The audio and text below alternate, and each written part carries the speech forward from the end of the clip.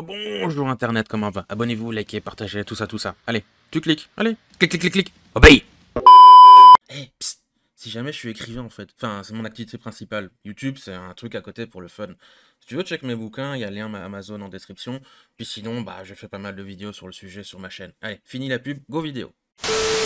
Alors, je commencerai la vidéo par préciser plus concrètement ce dont on va parler, parce que bon, on peut définir l'expression syndrome de l'imposteur de plusieurs façons.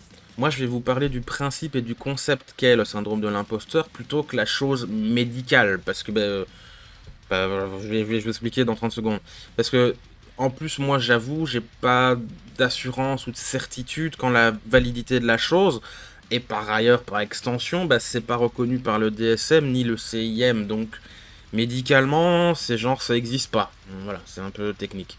Cependant, je vous recommande chaudement de consulter la page Wikipédia au sujet donc du syndrome de l'imposteur parce que elle est relativement complète et explique autant les mécanismes psychologiques de la chose que l'histoire du terme. On apprend par exemple que ça fut découvert que très récemment, en 1978 pour être plus précis, à l'échelle médicale, c'est très récent. C'est vraiment très récent. C'est genre ça s'est passé la semaine passée, quoi.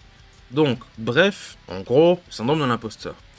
Il s'agit de façon très simplifiée d'être quelqu'un qui ne reconnaît pas ou peu de légitimité à sa réussite, son succès, la qualité de son travail ou même à la valeur de sa personne. On a l'impression d'être une fraude, qu'on usurpe quelqu'un d'autre ou quelque chose d'autre, ce qu'on fait ou tout ça, c'est pas mérité, blablabla.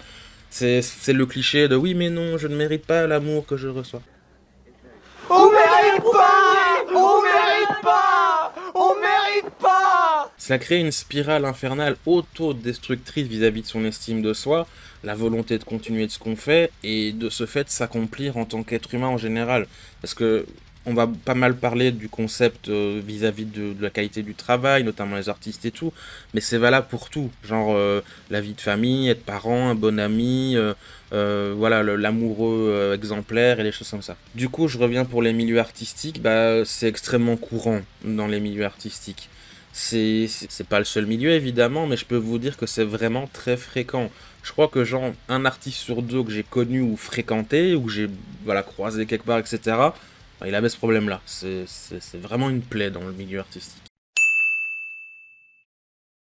C'est particulièrement handicapant dans son activité en elle-même, hein, vous comprenez bien, mais pour réussir, parvenir à vivre de son travail artistique, c'est doublement handicapant parce que si on se sent pas déjà légitime à la base en tant qu'entre guillemets personne douée ou personne qui mériterait d'être plus connue, c'est ensuite encore plus compliqué pour parvenir à se mettre en avant.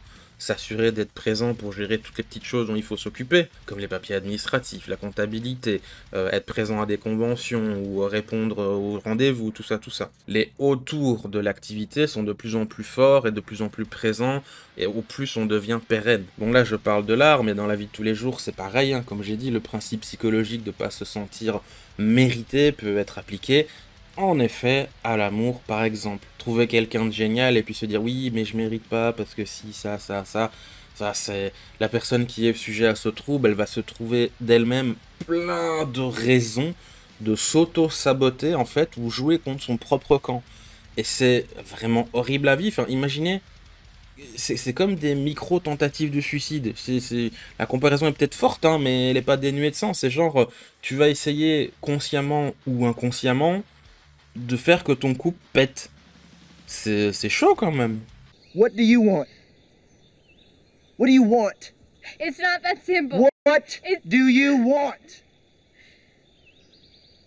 God damn it. What do you want?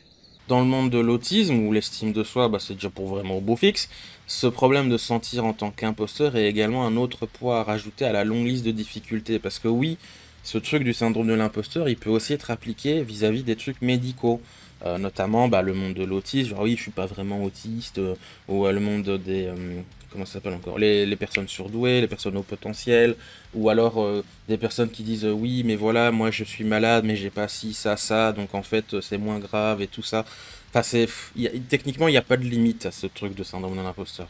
Des personnes avec ces difficultés ou ces mécanismes, psychologiquement, ils vont jusqu'à se dire « Oui, mais voilà, j'ai ce problème-là, j'ai des pensées suicidaires, j'ai un double cancer, mais bon, mes problèmes sont moindres qu'un tel ou une telle, donc je me sens pas légitime de demander de l'aide. » Je caricature, hein, mais honnêtement, c'est un peu ça l'idée, quoi. C'est genre tu vas toujours trouver une raison de toi-même t'écraser. Genre, quelqu'un te fait, ouais, c'est trop bien ce que tu fais et tout. Et toi, t'es là, oui, mais en fait, non, parce que tu vois, je connais le logiciel, donc voilà.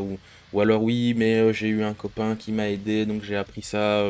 Mais en fait, j'ai pas vraiment de mérite, parce que voilà.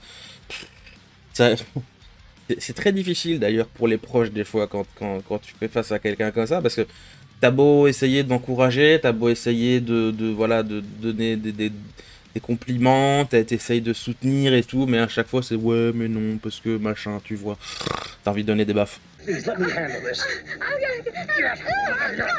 Calm down now. Get back to your seat. I'll take care of this. Calm down. Calm down. Get a hold of yourself. Doctor, you want it on the phone. Everything's gonna be all good. Bref, il y a beaucoup d'autres choses à dire sur ce fameux syndrome de l'imposteur, mais je pense que vous avez compris. Et voilà, je vais pas non plus continuer des années parce que, comme j'ai dit, moi je suis pas sûr à 100% de quoi penser de ce truc-là. Sa validité scientifique et médicale, donc je vais m'arrêter là, mais j'avais envie au moins dire deux, trois mots dessus parce que bah, on en parle beaucoup et je peux voir et comprendre que ça puisse exister parce que dans le monde du DSM, je crois qu'il parle de problèmes d'estime de soi.